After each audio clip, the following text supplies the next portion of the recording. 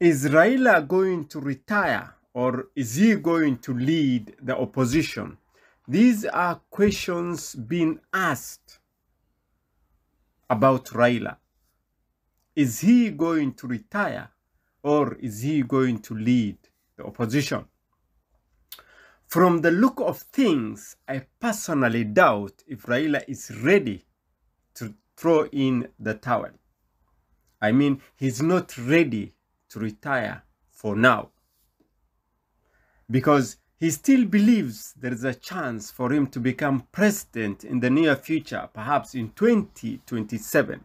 However, many people, especially those from Azimio outfit, believe his best chance was this year, 2022.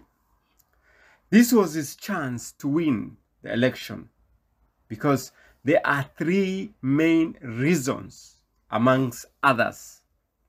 Number one reason people are giving is the deep state was behind him, was supporting him, was campaigning for him. Number two, the people, he has supporters. Number three, his experience of campaigns. Remember, this is the 5th time he's losing presidential contest. So he has vast experience in campaigns and strategies of winning. Although in his attempts, in the last 5 attempts, he's lost. But even with all that I have mentioned, the deep state, the people, his experience, he could not beat Ruto, who had only given 1 shot and he scored. Ruto managed to outsmart him with a margin of 200 votes. It is not, as people put it, 200 is not a small margin. It is huge when it comes to elections. As we all know, there is no number 2. There is no slight win. There is no large win in politics. It is either you win or you lose, even by just 2, 3, or 1 vote. So Raila has lost for the 5th time. Now, the question is, what next for him? What next for Raila? Is he going to retire or is he going to lead the opposition? On one hand, he has the option. He has only 2 options. On one hand, he has the option of retiring and throwing in the towel and saying, enough is enough. I want to retire peacefully. Or, on the other hand, he has the option to keep going and play his role as the main lead opposition leader. Of course, assisted by former President Uhuru Kenyatta. Now, there are a lot of conspiracy theories going round. People are saying the secret scheme to force Raila to retire from politics was calculated long before the election date was announced, and the people behind this scheme are none other than ODM leaders themselves. Those people who are in his circle are forcing Raila to retire. But I will not mention names because with time, the voices that are calling for Raila to retire will become or will grow louder for everyone to hear. It will be hard. If we just summarize what this means is, it will be hard to salvage Raila's downfall or comeback from this election. This is the election that broke the camel, the straw that broke the camel's back. Raila's end is this election.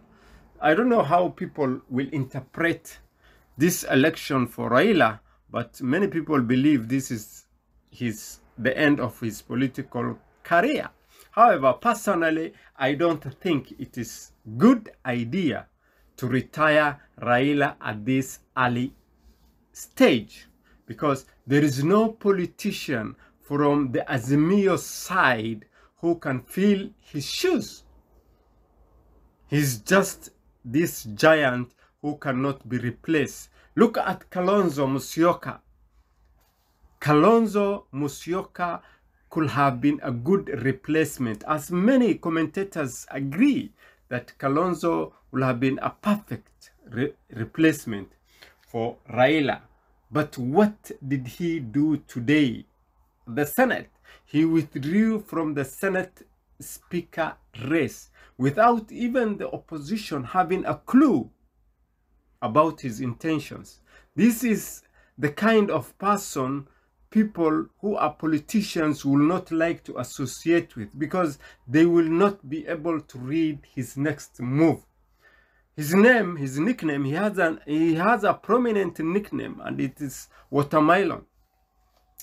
The interpretation of that is he is difficult fellow to read, and people find it very difficult to read his mind at any given time. So you cannot depend on him, you cannot count on him. He is there, you cannot bypass him. He is always the person who you cannot know where he stands.